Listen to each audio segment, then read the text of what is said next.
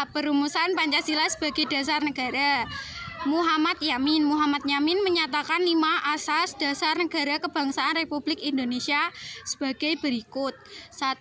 Peri kebangsaan, 2. Peri kemanusiaan, 3. Peri ketuhanan, 4. Peri kerakyatan, 5. Kesejahteraan rakyat. Profesor Dr. Supomo pada tanggal 31 Mei 1945 pada rapat BUPK berikutnya, Supomo menyampaikan 5 asas yang mendasari negara Indonesia yang integralistik sebagai berikut. 1. Persatuan, 2. Kekeluargaan, 3. Keseimbangan lahir dan batin, 4. Musyawarah, 5. Keadilan rakyat. Soekarno menegaskan dasar negara adalah filosofis Grundgeslag atau fondasi filsafat atau pikiran yang sedalam-dalamnya yang menjadi dasar untuk mendirikan negara Indonesia. Di antaranya 1.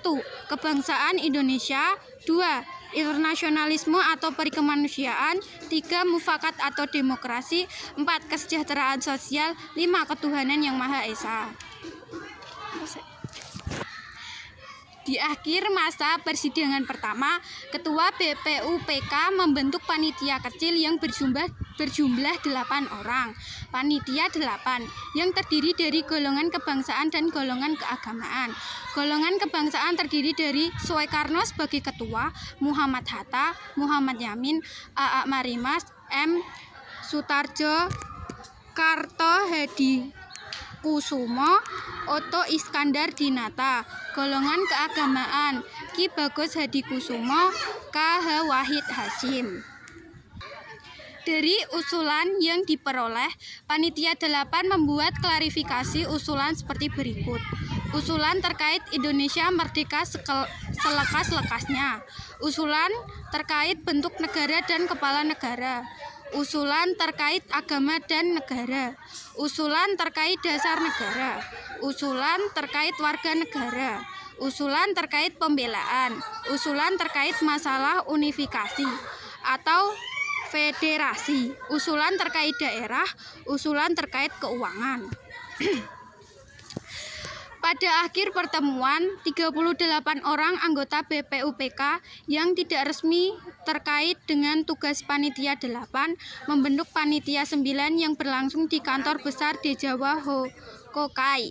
Panitia 9, Soekarno sebagai ketua, Muhammad Hatta, Muhammad Yamin, A.A. Marimas, Ahmad Subarjo, K.H.A. Wahid Hasyim, K.H.A. Kahar Muzakir, H. Agus Salim, R. Abi Koesno, Tejo Kro Soejoso. Ketika Panitia 9 mengadakan rapat di rumah Soekarno pada malam hari tanggal 22 Juni 1945, pada rapat ini mereka berhasil merumuskan rancangan pembukaan Undang-Undang Dasar. Rancangan ini diberi nama Mukadimah oleh Soekarno, Piagam Jakarta atau Jakarta Charter oleh Muhammad Yamin, dan Gentleman's Agreement oleh Sukiman Wiryosanjoyo. Di dalam Piagam Jakarta, terjadi perubahan tata urut Pancasila dari susunan yang disampaikan oleh Soekarno pada tanggal 1 Juni 1945. Selain itu, terjadi juga penyempurnaan redaksi sila-sila tersebut. Prinsip ketuhanan pada Piagam Jakarta menjadi sila pertama. Bunyi sila ini menjadi ketuhanan dan kewajiban menjalankan syariat Islam bagi pemeluk-pemeluknya. Prinsip internasionalisme atau perikemanusiaan tetap diletakkan pada sila kedua, namun redaksinya disempurnakan menjadi kemanusiaan yang adil dan beradab. Prinsip kebangsaan Indonesia pada sila pertama dalam rumusan Soekarno menjadi sila ketiga pada Piagam Jakarta. Sila tersebut pada Piagam Jakarta berbunyi Persatuan Indonesia. Prinsip mufakat atau demokrasi pada sila ketiga dalam rumusan Soekarno menjadi sila keempat pada Piagam Jakarta. Sila tersebut menjadi berbunyi kerakyatan yang dipimpin oleh hikmat kebijaksanaan dalam permusyawaratan perwakilan. Prinsip kesejahteraan sosial pada sila keempat dalam rumusan Soekarno menjadi sila kelima dalam Piagam Jakarta. Sila tersebut menjadi berbunyi keadilan sosial bagi seluruh rakyat Indonesia. Hasil rumusan Piagam Jakarta kemudian disampaikan pada sidang BPUPK yang kedua. Sidang ini berlangsung pada tanggal 10 sampai 17 Juli 1945. Pada tanggal 7 Agustus 1945, Komando Tertinggi Jepang, Marsekal Terauchi, mengumumkan pembentukan Panitia Persiapan Kemerdekaan Indonesia atau PPKI atau Dokuritsu Jumbi Inkai sebagai penerus BPUPK. Dari pertemuan dengan Terauchi yang berlangsung pada tanggal 12 Agustus 1945 ini, mereka mendengar bahwa pemerintah Jepang telah memutuskan untuk memberikan kemerdekaan untuk Indonesia. Untuk itu dibentuk Panitia Persiapan Kemerdekaan Indonesia (PPKI).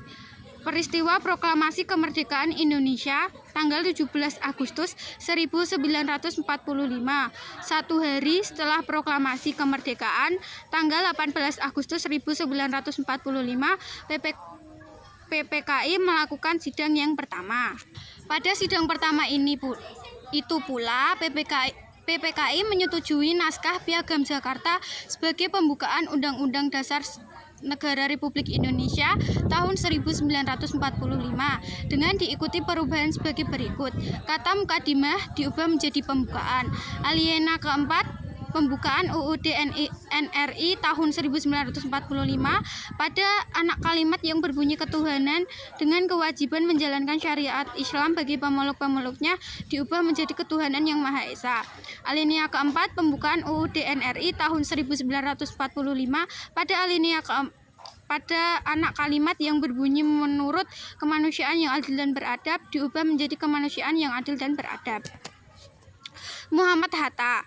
Tokoh penting di balik perubahan ini adalah Muhammad Hatta. Setelah mendengar keberatan tokoh-tokoh Kristen dari wilayah Indonesia Timur atas kalimat ketuhanan dengan kewajiban menjalankan syariat Islam bagi pemeluk-pemeluknya pada Piagam Jakarta, Muhammad Hatta segera mendekati tokoh-tokoh Islam untuk bersedia mengubah rumusan kalimat tersebut. Kebesaran hati tokoh-tokoh Islam untuk menjaga keutuhan bangsa menghasilkan kesepakatan untuk menghapus 7 kata dalam Piagam Jakarta tersebut dengan menggantikannya dengan kalimat ketuhanan yang Maha Esa, sebagaimana yang dapat kita temukan dalam pembukaan UUD NRI tahun 1945. Subbab C. Nilai-nilai Pancasila dalam kehidupan sehari-hari. Pancasila yang telah diterima dan ditetapkan sebagai dasar negara seperti tercantum dalam pembukaan Undang-Undang Dasar Negara Republik Indonesia tahun 1945 adalah jiwa seluruh rakyat Indonesia. Di dalam Pancasila termuat nilai-nilai luhur yang harus diwujudkan secara nyata dalam kehidupan sehari-hari. Nilai-nilai ketuhanan yang Maha Esa. 1. Bangsa Indonesia menyatakan kepercayaannya dan ketakwaannya terhadap Tuhan Yang Maha Esa. 2. Manusia Indonesia percaya dan takwa terhadap Tuhan Yang Maha Esa sesuai dengan agama dan kepercayaannya masing-masing menurut dasar kemanusiaannya yang adil dan beradab. Nilai-nilai kemanusiaan yang adil dan beradab. 1. Mengakui dan memperlakukan manusia sesuai dengan harkat dan martabatnya sebagai makhluk Tuhan Yang Maha Esa. 2. Mengakui persamaan derajat, hak, dan kewajiban asasi setiap manusia tanpa membeda-bedakan suku, keturunan, agama, kepercayaan, jenis kelamin, kedudukan sosial, warna kulit, dan sebagainya. Nilai-nilai persatuan Indonesia. 1. Mampu menempatkan persatuan, kesatuan, serta kepentingan dan keselamatan bangsa dan negara sebagai kepentingan bersama di atas kepentingan pribadi dan golongan. 2. Sanggup dan rela berkorban untuk kepentingan negara dan bangsa apabila diperlukan. Salah satu nilai sila ketiga Pancasila dalam kehidupan sehari-hari adalah mengembangkan rasa cinta kepada tanah air dan bangsa. Hal ini dapat dilakukan dengan menjaga daerah di Indonesia, seperti menggunakan pakaian pengantin dari daerah masing-masing.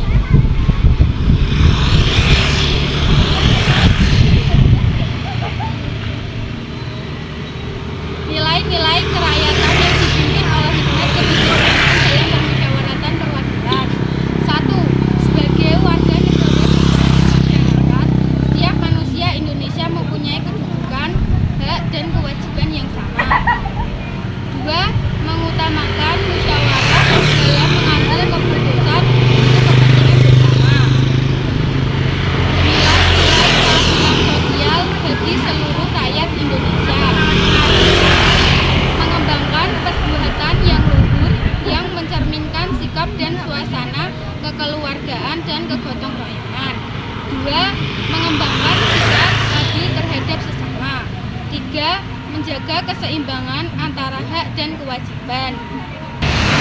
D. Bangga sebagai bangsa Indonesia. Bangga menjadi bangsa Indonesia adalah berbesar hati atau merasa gagah karena Indonesia memiliki keunggulan. Apa saja milik Indonesia yang kita sebagai bangsa menganggap sebagai keunggulan dan dapat membuat kita bangga sebagai bangsa Indonesia. Indonesia memiliki kekayaan sumber daya. Indonesia memiliki sumber daya alam yang besar dan beraneka ragam. Kekayaan sumber daya alam meliputi berbagai flora, fauna, dan deposit di dalam tanah. Kekayaan alam Indonesia telah dikenal sejak lama. Kekayaan sumber daya alam Indonesia. 1. Pertanian. Indonesia merupakan negara agraris. Banyak penduduk Indonesia yang menjadi petani. Produksi pertanian Indonesia antara lain yaitu padi, jagung, ubi jalar, kacang tanah, dan kedelai. Yang kedua, ada perkebunan. Indonesia adalah negara dengan hasil perkebunan yang melimpah. Contoh perkebunan di Indonesia adalah teh, kelapa, karet, kelapa sawit, kopi, dan coklat. Yang ketiga, ada kehutanan. Indonesia termasuk dalam 10 besar negara dengan jumlah hutan terluas di dunia. Luas hutan yang besar tersebut dapat dijumpai di Papua, Kalimantan, Sulawesi, dan Sumatera. Beberapa komoditas hasil hutan Indonesia adalah kayu jati, meranti, dan bambu. Tambang. Potensi tambang Indonesia mencakup minyak bumi dan gas, batu bara, bauksit, pasir besi, emas, timah, tembaga, nikel, aspal, mangan, belerang, marmer, dan yodium. Maritim. Potensi kemaritiman Indonesia juga besar. Potensi kemaritiman Indonesia terbesar adalah perikanan. Selain itu, ada potensi berupa hutan mangrove dan terumbu karang. Indonesia yang berbudaya. Indonesia memiliki keragaman yang besar. Keragaman dalam aspek budaya, adat, bahasa, agama, dan kesenian di Indonesia belum tentu ditemukan di negara lain. Orang Indonesia juga dikenal memiliki jiwa seni yang tinggi. Hal ini terlihat dari keindahan motif batik dan ukiran-ukiran Toraja serta Papua. Kebudayaan Indonesia seperti wayang, angklung, dan keris. Kebudayaan Indonesia seperti tari saman, reok ponorogo, tari kecak, dan tari barong bahkan telah diakui dunia. Tentu, keberagaman budaya masyarakat tidak membuat Indonesia terpecah belah. Indonesia memiliki semboyan Bhinneka Tunggal Ika yang menjadi prinsip yang menyatukan masyarakat Indonesia dari berbagai daerah dan budaya. Cinta dan bangga menggunakan produk dalam negeri. Produk dalam negeri Indonesia harus didukung warganya sendiri agar tidak kalah saing dengan produk-produk luar negeri. Dampak positif apabila masyarakat menggunakan produk dalam negeri atau produk lokal yaitu 1. Meningkatnya produksi dalam negeri. 2. Meningkatkan pertumbuhan ekonomi negara. 3. Meningkatkan kesejahteraan masyarakat. 4. Meningkatnya skala usaha dalam negeri karena produksi yang meningkat. Dua aspek yang harus dipenuhi untuk membentuk komitmen masyarakat agar lebih memakai produk dalam negeri. Yang pertama, aspek nasionalisme masyarakat Indonesia. Yang kedua, aspek rasionalisme masyarakat Indonesia. Aspek nasionalisme masyarakat Indonesia adalah sisi nasionalisme yang menyebabkan seseorang lebih mengendapkan pemakaian produk dalam negeri dibanding produk impor yang menjadi alternatif bagi pemenuhan kebutuhannya.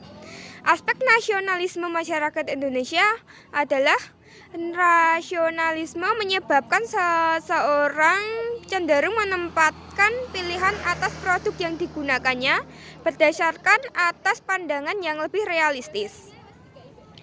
Strategi yang dapat dilakukan terhadap konsumen dan produsen terkait penggunaan produk dalam negeri. Sisi konsumen, membangun nasionalisme berkonsumsi, membangun rasionalisme atau logis masyarakat Indonesia dalam membeli produk, melaksanakan propaganda cinta produk dalam negeri atau melakukan promosi. Sisi produsen. Yang pertama, peningkatan kualitas atau mutu produk. Hal ini penting dilakukan agar masyarakat bersedia mengonsumsi produk nasional. Yang kedua, penetapan harga yang bersaing.